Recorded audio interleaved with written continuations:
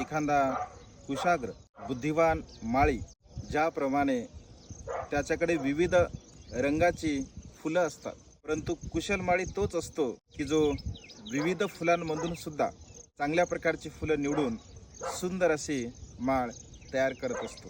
अगदी तशाच प्रकारे मनुष्याच्या अंतर्मनामध्ये असंख्य सद्गुणांचा साठा आहे, परंतु तो मनुष्य त्या सद्गुणाला ओळखत नाही. परंतु जो मनुष्य आपल्यामध्ये असणाऱ्या सद्गुणांना ओळखतो आणि त्या संपूर्ण सद्गुणांचा विकास करत असतो, तर त्या मनुष्यांचं जीवन अगदी सुंदर माळीप्रमाणे बनत असते.